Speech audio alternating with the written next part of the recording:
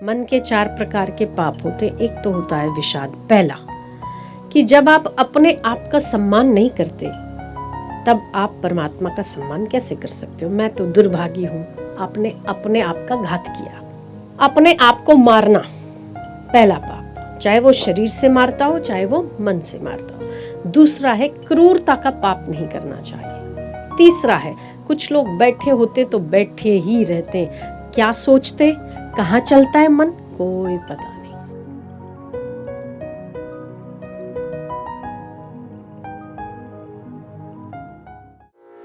मन के 4 प्रकार के पाप होते।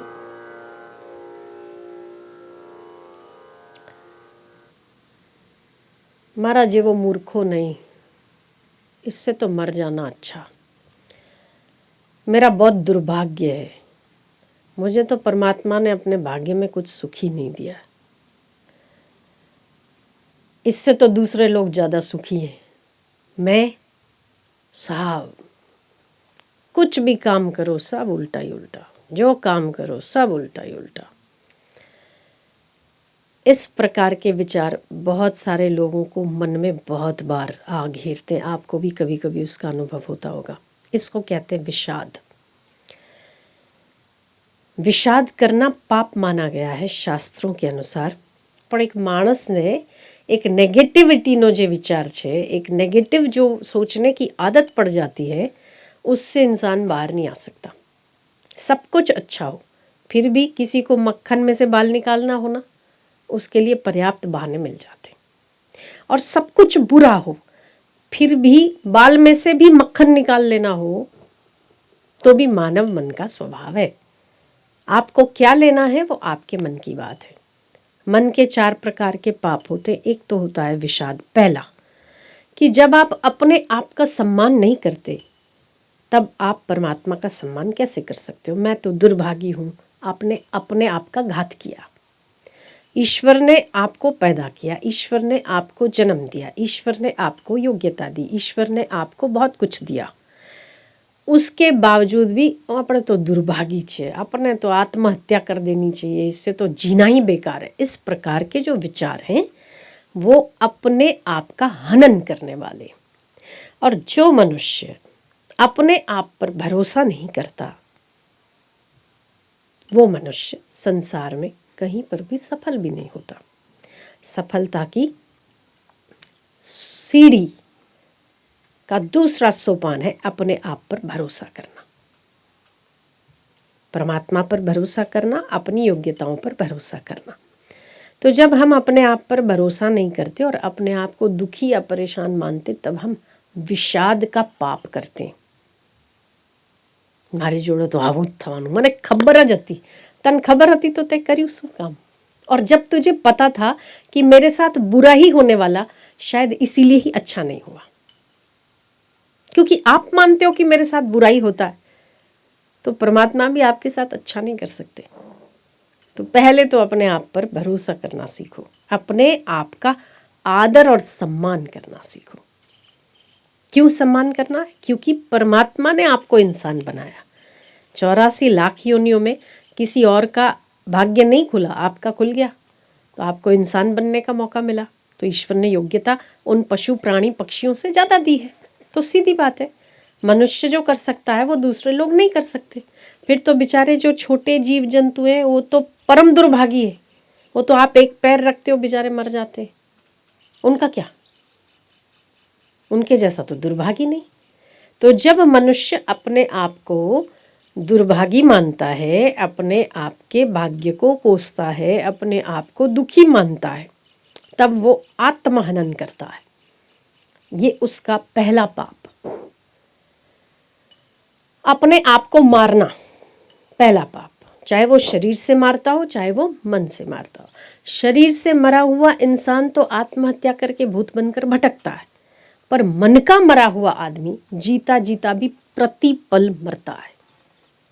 कभी भी अपने आप को निराश और हताश नहीं मानना चाहिए, हताश और निराश नहीं बनाना चाहिए। हमको काम नहीं मिलता है, बहुत बार ऐसा होता है। हमें सफलता नहीं मिलती है, बहुत बार ऐसा होता है। हो सकता है कि हमारे पुरुषार्थ में कोई ना कोई कमी हो, या हो सकता है कि हम पर गुरु की कृपा ना हो, या हो सकता है कि परमात्मा की किसी न किसी कृपा से हम वंचित हो रहे, उसको फुलफिल कर लो, बात खत्म। अपने आप को दुखी और निराश क्यों बनाना? सबसे पहला है आत्महनन करना, विषाद रूपी पाप में गिरना मन का पहला दोष। मन का दूसरा दोष है किसी और पर क्रूरता करना। कुछ लोगों की आदत होती है ना कि जो आपका पड़ोसी बहुत सुखी होता है, कई लोगों की ऐसी आदत होती है, जो पड़ोसी बहुत सुखी होता है उसका सुख देखकर हमें जलन होती हो, या किसी को इसका दिवाला निकल जाए तो अच्छा, इसका बेटा मर जाए, भगवान करे इसका ये हो जाए। ये जो हमारे मन में वृत्ति होती है, ये क्रूरता का पाप है। पहला विषाद का पाप है अपने आप का हनन करना, दूसरा पाप है किसी और के सम्मान का हनन करना। होता है ना कई बार मन इतना विचलित होता है, या मन हमारा इतना ईर्ष्याग्रस्त होता है કે જો ને આપણે આટલી બધી મહેનત કરીએ ને આપણને કશું નહીં, ફલાણ કરે, ભગવાન કરે એનું, भगवान करे इसका। तो क्या भगवान इसी के लिए होता है? आपका अच्छा और दूसरों का बुरा करता रहे? क्यों माता पिता के 2 बच्चे हों तो एक का बुरा और दूसरे का अच्छा परमात्मा कैसे कर सकते हैं?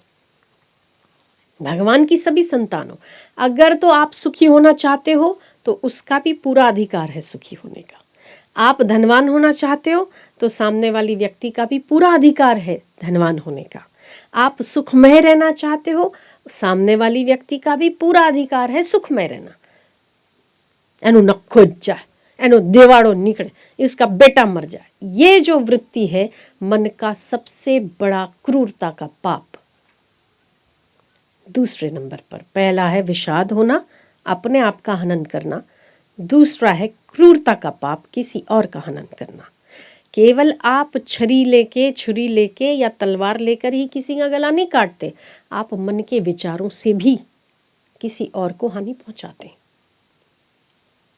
इसीलिए भावनात्मक रूप से सबका भला करना, क्योंकि परमात्मा ने जो कुछ भी सृष्टि बनाई है वो आपके और हमारे हित में बनाई है। हवा कोना माटे वहे छे? तमारा माटे कि ईश्वर माटे? आपके लिए। सांस कहाँ से आती है? ईश्वर ने हवा बनाई, प्राण बनाए, तब आप सांस लेते हो। ठीक है, ये जो नदियाँ बहती है किसके लिए? ईश्वर के लिए, आपके लिए, आपकी तृप्ति के लिए। बारिश जो आती है, बारिश छलकती है, जो बूंदाबांदी होती है या मूसलाधार बारिश आती है, वो किसके लिए? आपके जीवन के लिए, अन्न उपार्जन करने के लिए बारिश आती है। परमात्मा को आवश्यकता नहीं है, उसके तो पूरी जटाएं लगी पड़ी है गंगा जी की, उसको क्या जरूरत है? उसके तो चरणों से निकली गंगा जी, उसको क्षीर सागर है। और तो और परमात्मा को न निराकार में मानो तो अवस्तु है, कभी खाता नहीं, कभी पीता नहीं, उसको खाने पीने की कहाँ जरूरत है? पर हमारे कल्याण के लिए। तो जब परमात्मा प्रत्येक वस्तु, व्यक्ति, कण, क्षण सभी का हित करते हैं, प्रत्येक पशु, पक्षी, वस्तु, व्यक्ति, जड़, चेतन सभी का जब परमात्मा हित करते, तो परमात्मा भी यही चाहेंगे कि आपके मनोभावों के द्वारा, आपके कर्मों के द्वारा मेरे दूसरे बच्चों का भी हित हो,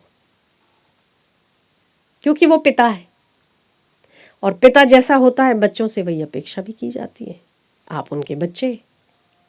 तो परमात्मा ने निस्वार्थ रूप से जिस प्रकृति को आपके हित के लिए लगाया है, आपको भी चाहिए आप दूसरों का हित करो। फलाणाનું આવું થઈ જાય સારું, મરી જાય તો સારું, ન દેખાય તો સારું, નખો જ જાય સારું, दिवाला निकल जाए तो अच्छा। ये जो हमारी वृत्ति, हमें अपने आप को किसी और का दिवाला निकले ना निकले, अपना जरूर निकलता है, क्योंकि घूम फिर कर ये सृष्टि कहीं ना कहीं आप पर आके ही अटकती है। जब आप फसल डालते ना, मुट्ठी अनाज डालते, तो ज्वार के दाने या मकाई के दाने आपकी मुट्ठी में शायद गिने जा सकते, पर वो जो मुट्ठी आप फेंकते हो, उसकी जो फसल के रूप में आप लेते हो, वो अनगिनत फसल होती है, उसकी गिनती नहीं लगाई जा सकती। मुट्ठी भर डालते हो और लेते कितना हो? फसल की फसल। तो ये याद रखो हमेशा कि आप जो कुछ भी सामने वाले व्यक्ति के प्रति जो क्रूरता के भाव भेजते हैं, वो घूम फिर कर फसल के रूप में आपके पास आते हैं। और ये सृष्टि का नियम है, सुखी होना चाहते तो सुख देना पड़ता है। सम्मान चाहते तो दूसरों को सम्मान देना पड़ता है, यश चाहते तो दूसरों को यश देना पड़ता है। दूसरों को यश दोगे, यश अपने आप मिलेगा। दो व्यक्ति लड़ रहे हैं और आप देख रहे हैं, आपका कोई लेना देना नहीं है, तब आपको उपेक्षा वृत्ति से वहाँ चले जाना ही बेहतर है। पर अगर आप रुके हुए हैं और दो व्यक्ति आपस में लड़ रहे हैं और यदि आपका भाव ये हो रहा है, मार बराबर, ऐ बराबर मार, ऐ ठिकाने पाड़, तो ये आपका कर्म का बंधन जरूर बंधा। आप निष्पक्ष रहिए। दो व्यक्ति लड़ रहे हैं, आपको नहीं मालूम कौन किसका पक्ष लूं किसका ना लूं, आपको समझ में नहीं आता, तो आप निंदा करके या किसी के लिए क्रूरता का पाप अपने सिर पर क्यों लेते हैं? और यदि क्योंकि आपकी भावनाओं से भी एक व्यक्ति पुष्ट होती है और आपकी भावनाओं से किसी की पुष्टता हनन भी होती है। यदि आप दूर बैठ के खड़े मार मार बराबर, तो तुम्हारा जो भावनाओं છે, आपकी जो नैसर्गिक भावनाएं हैं उस व्यक्ति को पुष्ट कर निर्बल व्यक्ति को मारती है। और अगर वो मर गया और उसका नुकसान हुआ तो उसका आधा पाप किसका? एक्सीडेंट થાય ને એટલે પછી જોવાવાળાને ઉપર એક કેસ લાગે, खबर है તમને? तुमको पता है जो हॉस्पिटल ले जाता है ना, केस उसी पर बन जाता है। तुम तो भला करने जा रहे थे ना, पर केस तुम पर भी दर्ज होता है कि शायद तुम ही ने मारा हो।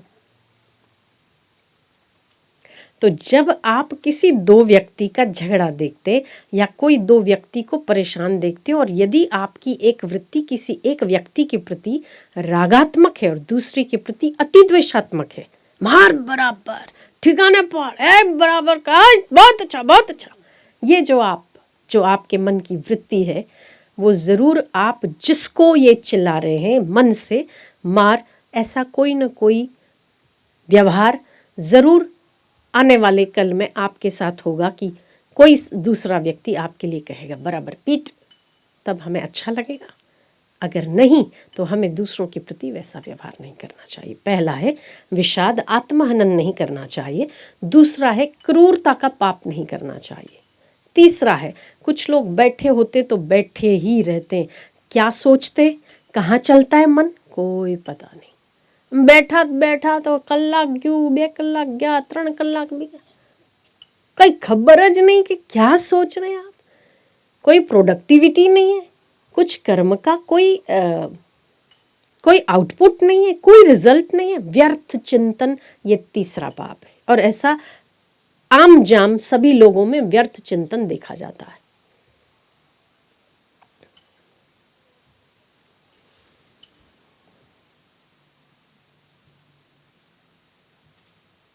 હું કરે જપ કરો છો? ना रे ना, ત્યાર શું એમ જ बैठा था, ऐसे ही बैठे। तो बैठ के क्या कर रहे हो? कुछ नहीं। क्या सोच रहे हो? कुछ नहीं। तो क्या या ज्ञानवान हो गए आप? कुछ नहीं सोच रहे, कुछ तो सोच रहे। एक तो बुद्धू कुछ नहीं सोचता, दूसरा बुद्ध कुछ नहीं सोचता। आप बुद्ध हो गए तो नहीं, तो क्या बुद्धू हो? वो भी नहीं तो क्या हो? व्यर्थ चिंतन। ये तीसरी अवस्था व्यर्थ चिंतन। आम बैठा खबर ना पड़े टाइम क्या जतो रहो। ऐसा मुझे आज तक समझ में नहीं आया कि ऐसा इंसान क्या सोचता है कि जो व्यर्थ में पड़ा रहता है, बैठा रहता है और उसे ये तक पता नहीं चलता कि मैं क्या सोच रहा हूँ।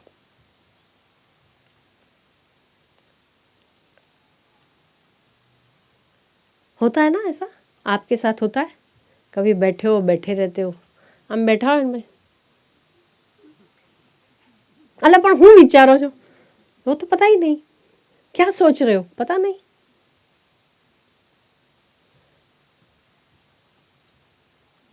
પેલું પાણી વિલોડીએ ને, પાણી વલોવીએ ને તો એમાંથી માખણ ન નીકળે, પણ વલોવીએ ખરા, बिलोते जरूर है पर मक्खन नहीं निकलता उसका। એટલે વિચારીએ છે તો ખરા પણ એનું કાંઈ માખણ નથી નીકળતું, उसका कुछ आउटपुट नहीं है। विषाद, क्रूरता, व्यर्थ चिंतन, और चौथा है मन का अनियंत्रित होना, मतलब मन का वासनामय होना। जितनी मन में वासना अधिक होती है उतना ही मन पाप ज़्यादा करता है। તમારી પાસે છે કશું નહીં, પણ હાય હાય હું આમ ફરવા ગયો હોત ને फलानानी साथे आम फर्या होत ने, इतनी इतनी कल्पना में आदमी गुम हो जाता है। और जब वो कल्पना साकार होने लगती है तब आपकी,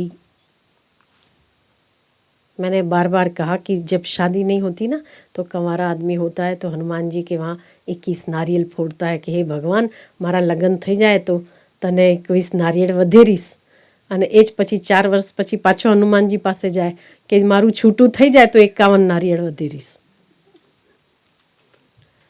क्योंकि ये वास्तविकता है।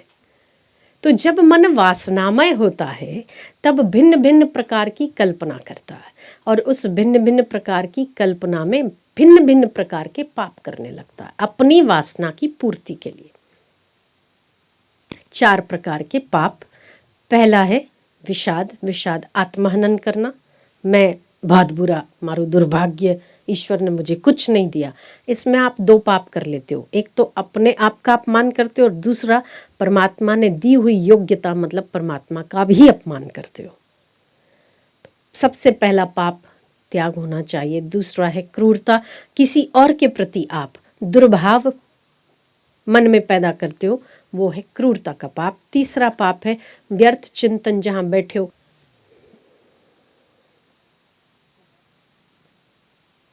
ये क्या पागल हो गए क्या, जब देखो सिर खुजलाते, कुछ लोगों को जब देखो नाक में आंगड़ी नाकी नम फिर व्याज करे, ये व्यर्थ है। क्या इससे क्या हासिल होता है, होते ऐसे लोग।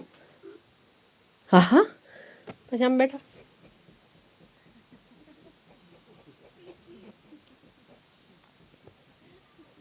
અલા પણ એટલું બધું શું આખી દુનિયા તું ચલાવે। ये 4 प्रकार के पाप मन के केवल और केवल एक भगवान नाम लेने से निर्मूल हो जाते हैं। आपका शरीर काम में लगा हो, आपका शरीर कोई कर्म कर रहा हो, आपका शरीर चाहे चल रहा हो, आपका शरीर किसी को खाना परोस रहा हो, आपका शरीर कोई ऐसी क्रिया कर रहा हो जैसे ऑफिस में जाना, बिजनेस में लगना, भोजन बनाना, पोछा लगाना, खेत में मजदूरी करना, खेत चलाना, हल चलाना, किसी भी प्रकार का कर्म हो, तब भी भगवान नाम लेने में कोई भी नियम नहीं होता। जब आप भगवान नाम लेते हैं तब आपकी क्रूरता शमन होती है, विषाद कम होता है, व्यर्थ चिंतन से बचते हो और वासनाओं से निर्मूल हो जाता है मन। कितना आसान काम है।